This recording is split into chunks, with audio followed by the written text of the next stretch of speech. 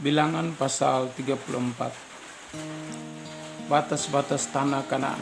Tuhan berfirman kepada Musa, perintahkanlah kepada orang Israel dan katakanlah kepada mereka, apabila kamu masuk ke negeri Kanaan, maka inilah negeri yang akan jatuh kepadamu sebagai milik pusaka, yakni tanah Kanaan menurut batas-batasnya. Adapun sisi selatanmu ialah dari padang gurun Sin menyusuri Edom, maka batas selatanmu mulai dari ujung laut Asin di sebelah timur, lalu batasmu membelok di selatan pendakian Akrabim, terus ke Sin dan berakhir di sebelah selatan Kades Barnea. Sesudah itu ia mencapai Hasar Adar dan terus ke Asron. Kemudian batas itu membelok dari Asmon ke sungai Mesir dan berakhir ke laut. Batas baratmu ialah laut besar dan pantainya, itulah batas baratmu. Inilah batas utaramu, mulai dari laut besar haruslah kamu buat tanda batas ke Gunung Hor. Dari Gunung Hor harus kamu buat tanda batas ke jalan yang menuju ke Hamat, lalu batas itu mencapai Sedat. Kemudian batas itu mencapai Sifron dan berakhir di Hasar Enan. Itulah batas utaramu sebagai batasmu. Di sebelah timur haruslah kamu membuat tanda batas dari Hasar Enan ke Sefam. Dari Sefam batas itu turun ke Ribla di sebelah timur Ain. Kemudian batas itu turun lagi dan mencapai tebing danau Kineret di sebelah timur. Lalu batas itu turun ke sungai Yordan dan berakhir di laut Asin. Itulah negerimu menurut batas-batasnya sekeliling. Mengenai pembagian tanah Kanaan, Musa memerintahkan kepada orang Israel, itulah negeri yang akan kamu bagi sebagai milik pusaka, dengan membuang undi yang diperintahkan Tuhan untuk diberikan kepada suku yang sambil setengah itu. Sebab suku Bani Ruben menurut puak-puak mereka dan suku Bani Gad menurut puak-puak mereka telah menerima milik pusakanya. Juga suku Manasye yang setengah itu telah menerimanya. 2/2 suku itu telah menerima milik pusaka mereka di seberang sungai Yordan di dekat Yeriko.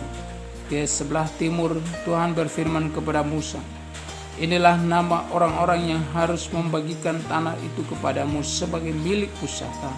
Imam Eliezer dan Yosua bin Nun. Lagi haruslah kamu mengambil seorang pemimpin dari setiap suku untuk membagikan tanah itu sebagai milik pusaka. Inilah nama orang-orang itu. Dari suku Yehuda, Kaleb bin Yefune. Dari suku Bani Simeon, Samuel bin Amihud. Dari suku Benyamin, Eliadat bin Kislon. Dari suku Bani Dan, seorang pemimpin, Buki bin Yogli. Dari anak-anak Yusuf, yakni dari suku Bani Manasye, seorang pemimpin, Haniel bin Efod. Dan dari suku Bani Efraim, seorang pemimpin, Kemuel bin Siftan. Dari suku Bani Sebulon, seorang pemimpin, Elisafan bin Parna.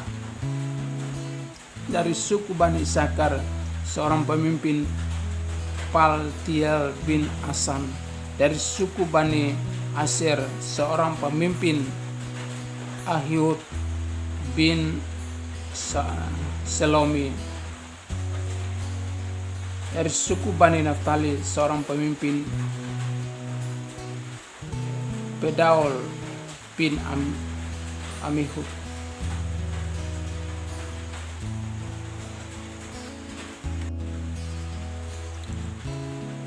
Itulah orang-orang yang diperintahkan Tuhan untuk membagikan milik pusaka kepada orang Israel di tanah Kanaan.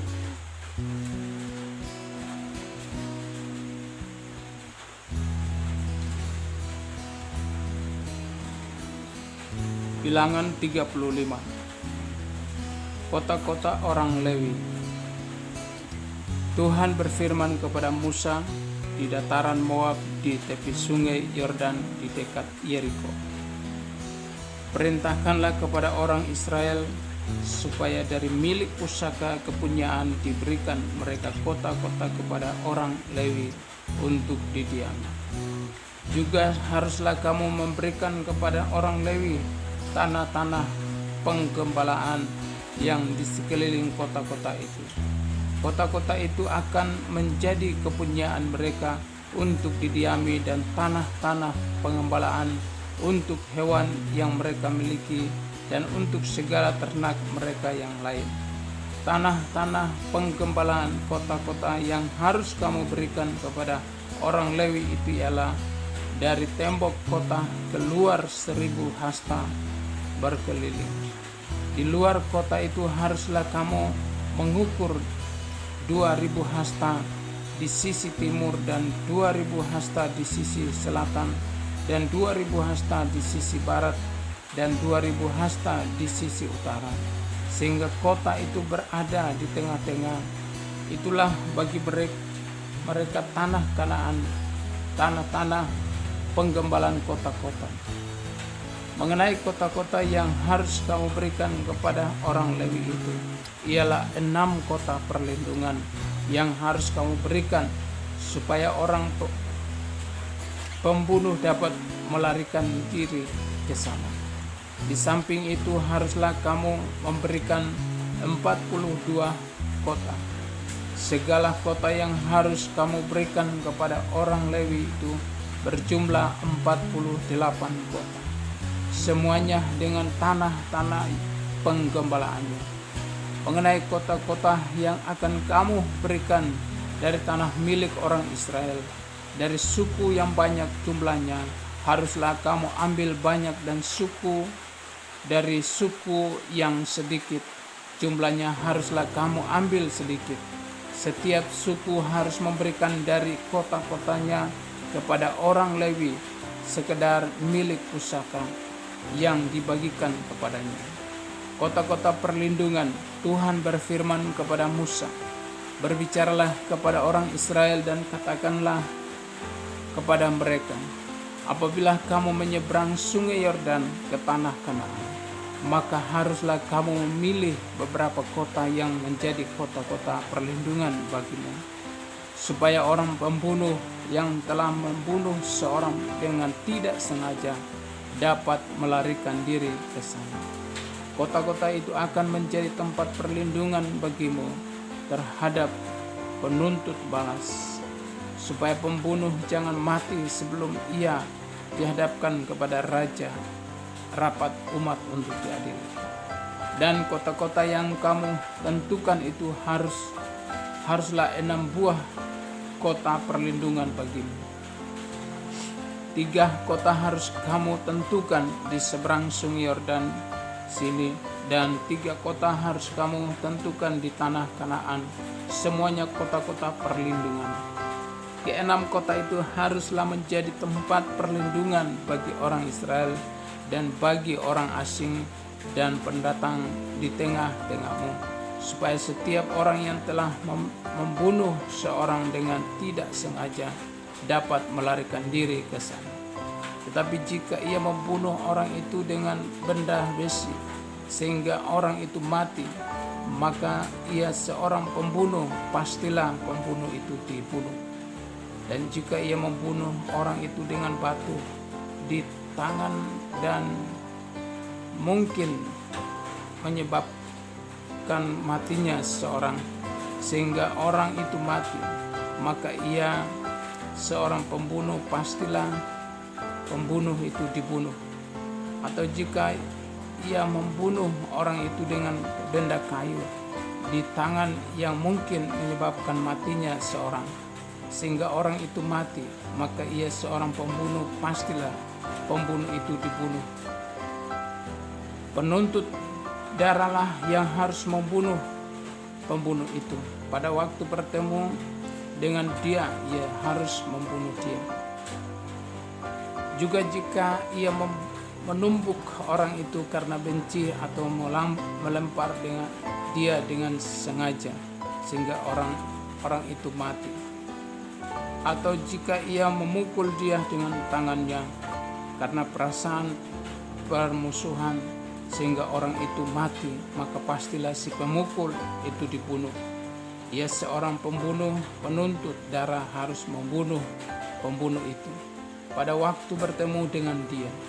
Tetapi jika ia sekonyong-konyong menumbuk orang itu dengan tidak ada perasaan permusuhan, atau dengan tidak sengaja melemparkan satu benda kepadanya, atau dengan kurang ingat menjatuhkan kepada orang itu sesuatu batu yang mungkin menyebabkan matinya seseorang, sehingga orang itu mati, sedangkan dia tidak merasa bermusuh dengan orang itu dan juga tidak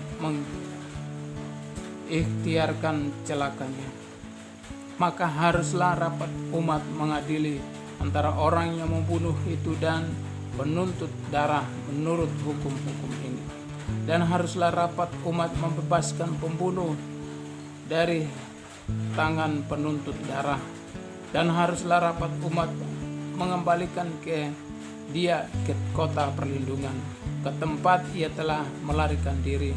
Disitulah ia harus tinggal sampai matinya imam besar yang telah diurapi dengan minyak yang kudus. Tetapi jika terjadi bahwa pembunuh itu keluar dari batas kota perlindungan tempat ia melarikan diri, dan penuntut darah mendapat dia di luar batas kota perlindungannya, dan penuntut darah membunuh pembunuh itu, maka tidaklah ia berhutang darah. Sebagai pembunuh itu wajib tinggal di kota perlindungan sampai matinya imam besar. Tetapi sesudah matinya imam besar, bolehlah pembunuh itu kembali ke tanah kepunyaannya sendiri. Itulah semuanya yang harus menjadi ketetapan hukum bagimu turun-temurun di segala tempat kediamanmu. Setiap orang yang telah membunuh seorang haruslah dibunuh sebagai pembunuh menurut keterangan saksi-saksi. Tapi kalau hanya satu orang saksi saja tidak cukup untuk memberi keterangan terhadap seorang dalam perkara hukuman mati. Janganlah kamu menerima uang tebusan karena nyawa seorang pembunuh yang kesalahannya setimpal dengan hukuman mati, tetapi pastilah ia dibunuh. Juga janganlah kamu menerima uang tebusan karena seorang yang telah melarikan diri ke kota perlindungan, supaya ia boleh kembali untuk diam di tanahnya sebelum matinya imam besar. Jadi janganlah kamu mencemarkan negeri tempat tinggalmu, sebab darah itulah yang mencemarkan negeri itu. Maka bagi negeri itu tidak dapat diadakan pendamaian oleh karena darah yang tertumpah di sana, kecuali dengan darah orang yang telah menumpahkannya. Maka janganlah najiskan negeri tempat kedudukanmu yang di tengah-tengahnya aku diam, sebab aku Tuhan diam di tengah-tengah orang Israel. Bilangan pasal 36. Syarat perkawinan anak-anak perempuan yang mempunyai hak waris. Mendekatlah kepala-kepala puak dari kaum Bani Gilead bin Makir bin Manasye, salah satu dari kaum keturunan Yusuf, dan berbicara di depan Musa dan pemimpin-pemimpin kepala-kepala suku orang Israel. Kata mereka, Tuhan telah memerintahkan tuanku untuk memberikan tanah itu kepada orang Israel sebagai milik pusaka dengan membuang undi, dan oleh Tuhan telah diperintahkan kepada tuanku untuk memberikan milik pusaka Selafahet saudara kami kepada anak-anaknya yang perempuan.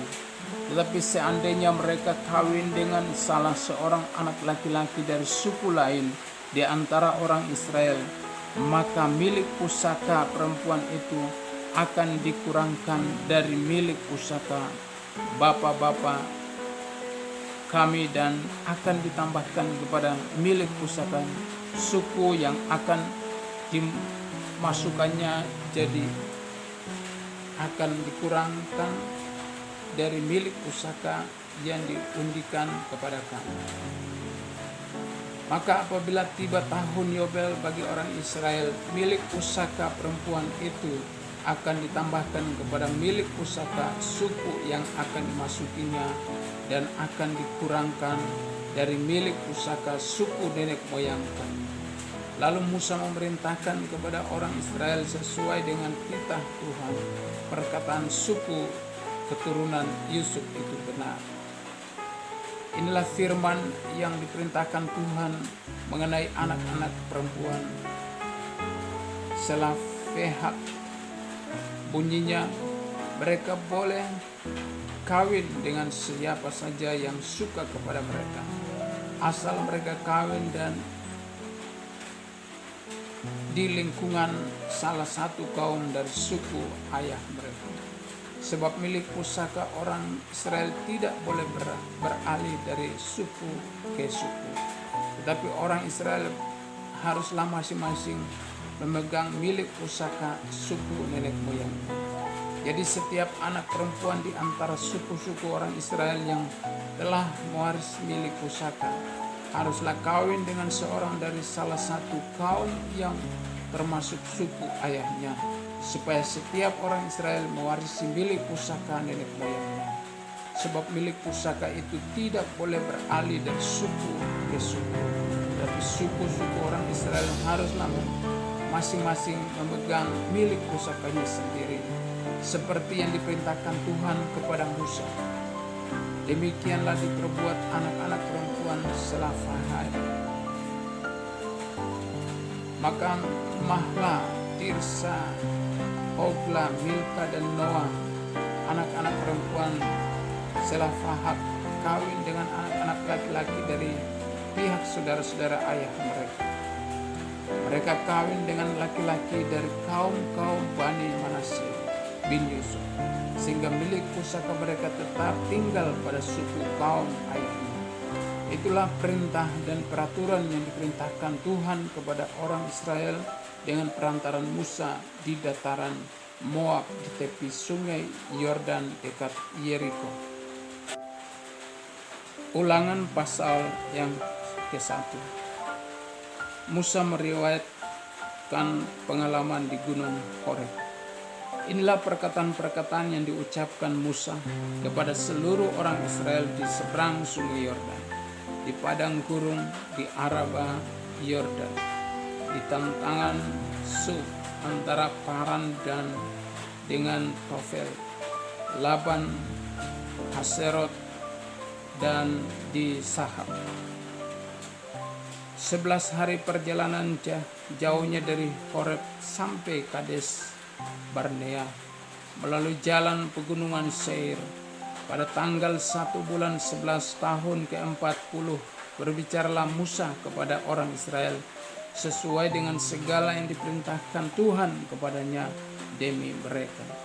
Setelah ia memukul kala Sihon raja orang Amori yang diam di Hesbon, dan Og raja negeri Basan yang diam di Asitarot dekat Edrei.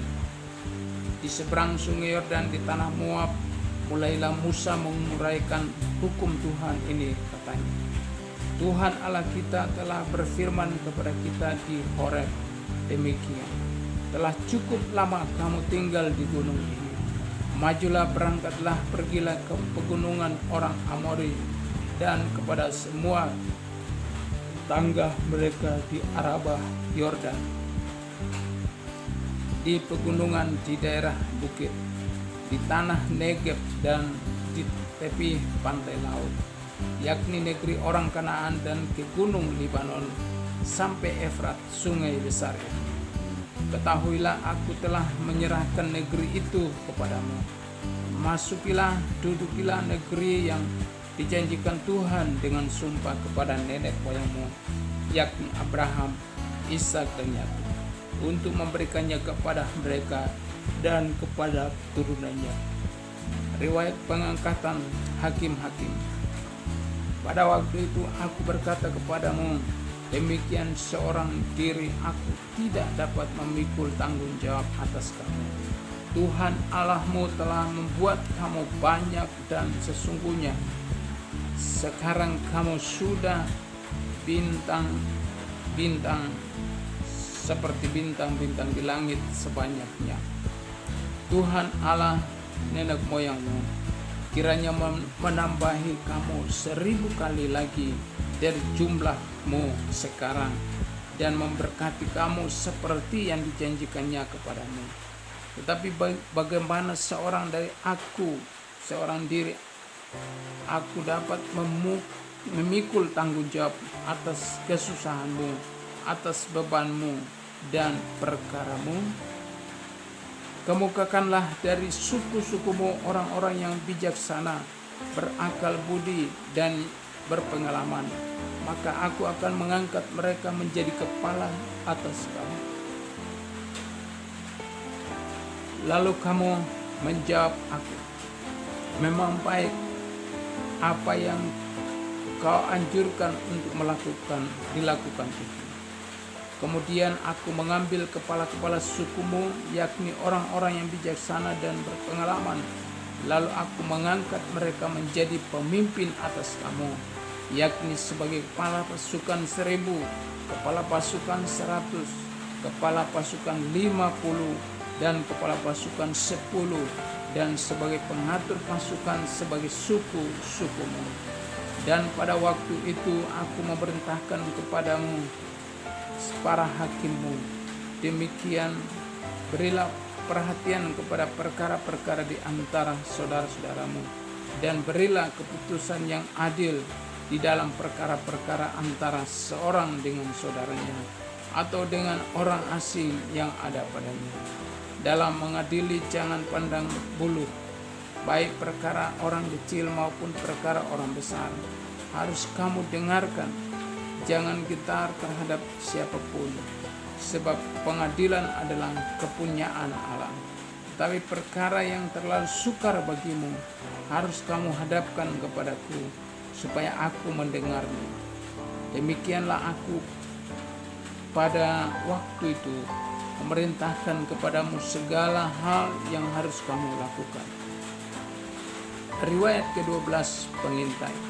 Kemudian kita berangkat dari Horeb dan berjalan melalui segenap padang gurun yang besar dan dahsyat yang telah kamu lihat itu, ke arah pegunungan orang Amori, seperti yang diperintahkan kepada kita oleh Tuhan Allah kita. Lalu kita sampai ke Kades Barnea. Ketika itu aku berkata kepadamu, kamu sudah sampai ke pegunungan orang Amori yang diberikan kepada kita oleh Tuhan Allah kita. Ketahuilah Tuhan Allahmu telah menyerahkan negeri itu kepadamu. Majulah, dudukilah seperti yang difirmankan kepadamu oleh Tuhan Allah nenek moyangmu. Janganlah takut dan janganlah patah hati.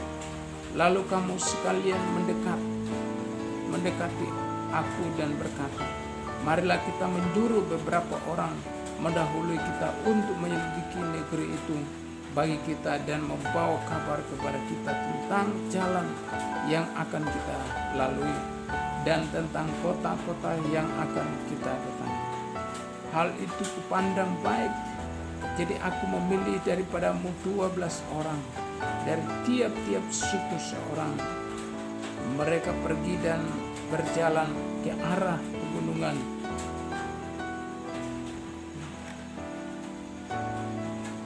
lalu sampai ke lembah Eskol, kemudian menyelidiki negeri itu. Maka mereka mengambil buah-buahan negeri itu dan membawanya kepada kita. Pula mereka membawa kabar kepada kita. Demikian negeri yang diberikan Tuhan Allah kita kepada kita itu baik. Tetapi kamu tidak mau berjalan ke sana. Kamu menentang titah Tuhan Allahmu. Kamu mengerutu di dalam kemahmu serta berkata, karena Tuhan membenci kita, maka Ia membawa kita keluar dari tanah Mesir untuk menyerahkan kita ke dalam tangan orang Amori supaya dimusnahkan. Kemanakah pula kita maju? Saudara-saudara, kita telah membuat hati kita tawar dengan mengatakan orang-orang itu lebih besar dan lebih tinggi daripada kita. Kota-kota di sana besar dan kubu-kubunya sampai ke langit. Lagi pula kami melihat orang-orang enak di sana. Ketika itu aku berkata kepadamu, janganlah gemetar, janganlah takut kepada mereka. Tuhan Allahmu yang berjalan di depanmu, Dialah yang akan berperang untukmu, sama seperti yang dilakukannya bagimu di Mesir di depan matamu. Dan ia di padang gurun, di mana engkau melihat bahwa Tuhan Allahmu mendukung engkau, seperti seorang mendukung anaknya, sepanjang jalan yang kamu tempuh sampai kamu tiba di tempat ini.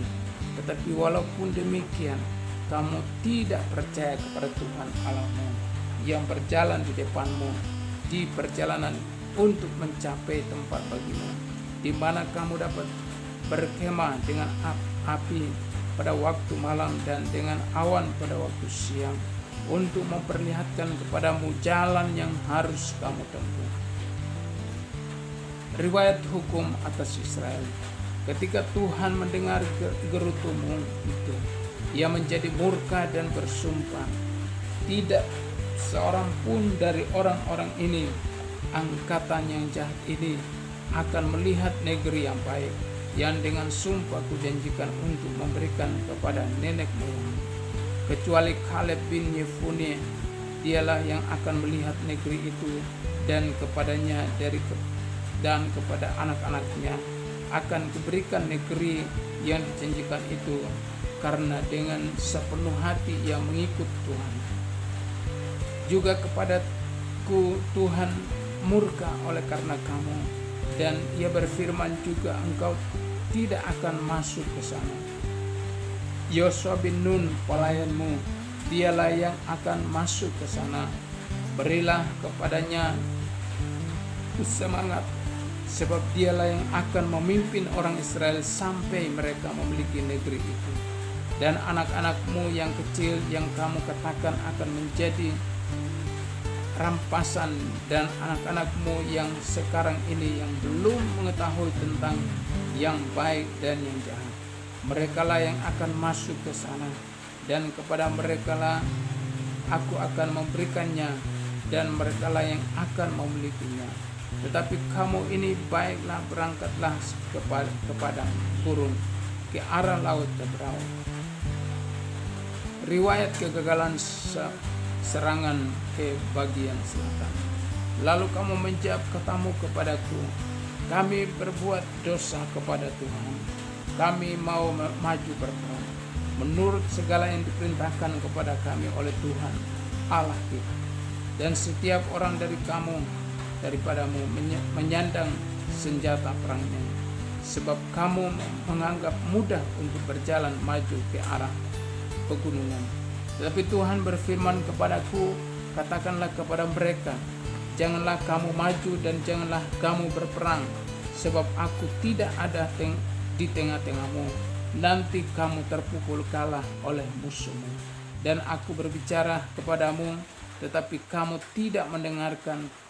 Kamu menantang titah Tuhan. Kamu berlaku terlalu berani dan maju ke arah pegunungan. Kemudian orang Amori yang diam di pegunungan itu keluar menyerbu kamu, dan mereka mengejar kamu seperti lebah dan mengalahkan kamu dari Seir sampai Horma.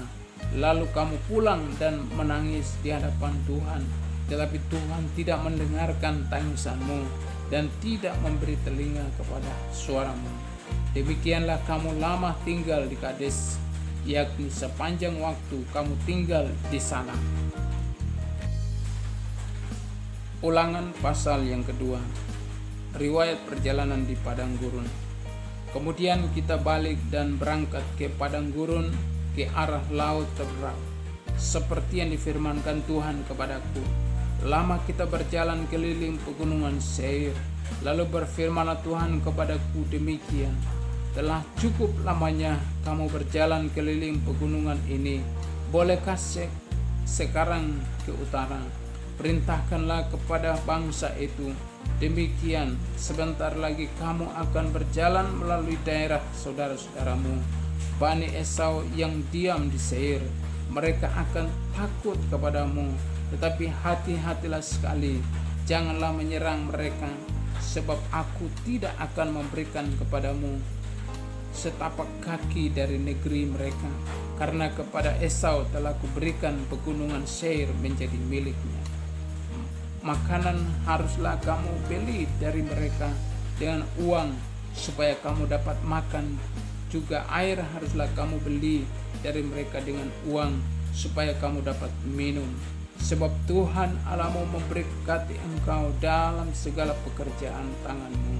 Ia memperhatikan perjalananmu melalui padang gurun yang besar ini. Ke-40 tahun ini Tuhan Allahmu menyertai engkau, dan engkau tidak kekurangan apapun. Kemudian kita berjalan terus meninggalkan daerah saudara-saudara kita, Bani Esau yang diam di Seir, meninggalkan jalan daerah Arabah Yordan, yakni dari Elat dan Esion Geber. Sesudah itu ketika belok dan berjalan terus ke arah padang gurun Moab. Lalu berfirmanlah Tuhan kepadaku, janganlah melawan Moab dan janganlah menyerang mereka, sebab aku tidak akan memberikan kepadamu apapun dari negerinya menjadi milikmu, karena Ar telah kuberikan kepada Bani Lot menjadi milik. Dahulu orang Emim diam di sana, suatu bangsa yang besar dan banyak jumlahnya, tinggi seperti orang Enak. Mereka itu pun dikira orang Refaim, seperti juga orang Enak, tetapi orang Moab menyebut mereka orang Emim. Dan dahulu di Seir diam orang Hori, tetapi Bani Esau telah menduduki daerah mereka, memunahkan mereka dari hadapannya, lalu menetap di sana, menggantikan mereka seperti yang dilakukan orang Israel dengan negeri miliknya yang diberikan Tuhan kepada mereka. Jadi sekarang bersiaplah kamu dan seberangilah sungai Seret. Lalu kita menyeberangi sungai Seret.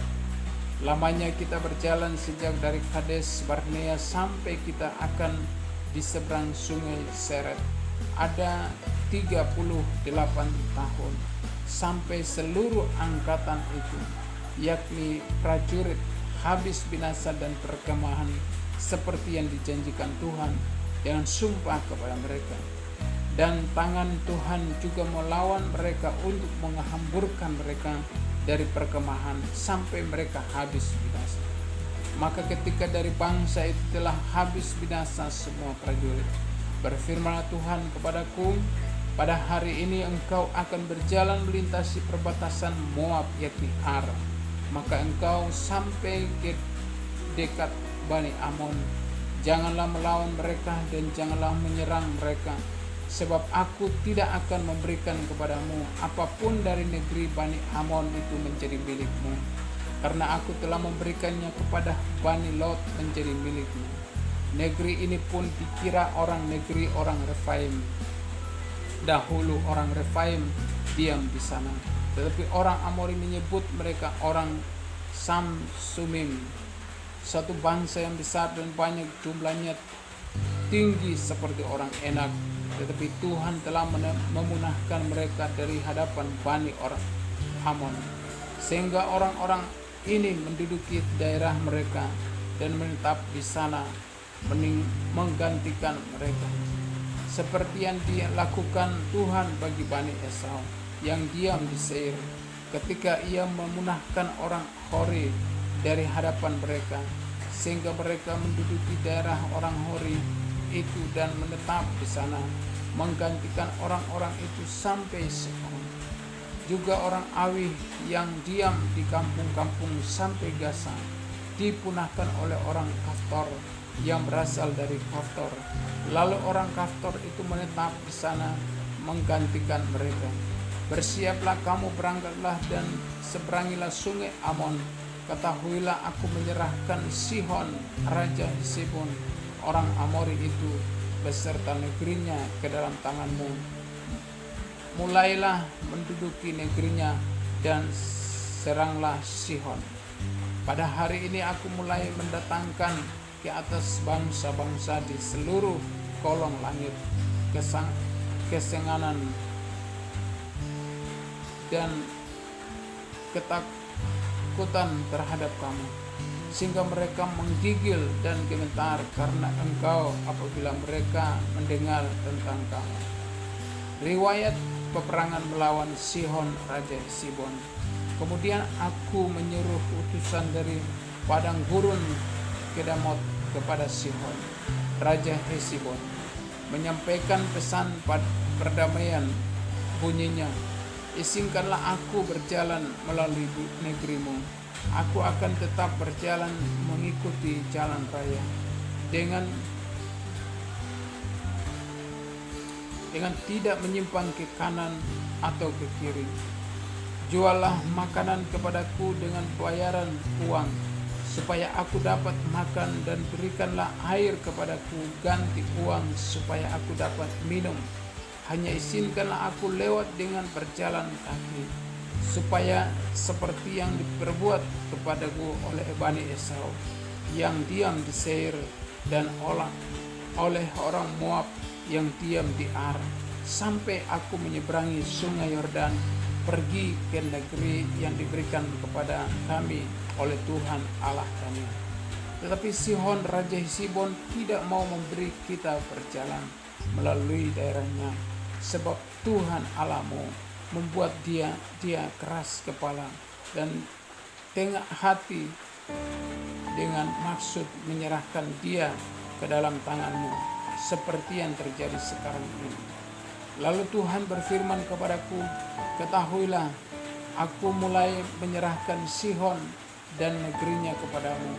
Mulailah menduduki negerinya supaya menjadi milikmu. Kemudian Sihon dan seluruh tentaranya maju mendatangi kita untuk berperang dekat Yahas. Tetapi Tuhan Allah kita menyerahkan dia kepada kita, sehingga kita mengalahkan dia dengan anak-anaknya dan seluruh tentaranya. Pada waktu itu kita merebut segala kotanya dan menumpas penduduk setiap kota, laki-laki dan perempuan serta anak-anak. Tidak ada seorang pun yang kita biarkan terluput. Hanya hewan kita rampas bagi kita sendiri, seperti juga jarahan dari kota-kota yang telah kita rebut, mulai dari Aroer di tepi sungai Arnon dan kota di lembah itu sampai Gilead. Tidak ada kota yang bentengnya terlalu kuat bagi kita, sebab Tuhan Allah kita menyerahkan semuanya kepada kita. Hanya negeri Bani Amon tidak engkau dekat, baik sungai Yabok sepanjang tepinya maupun kota-kota di pegunungan, tepat seperti yang dilarang Tuhan Allah kita.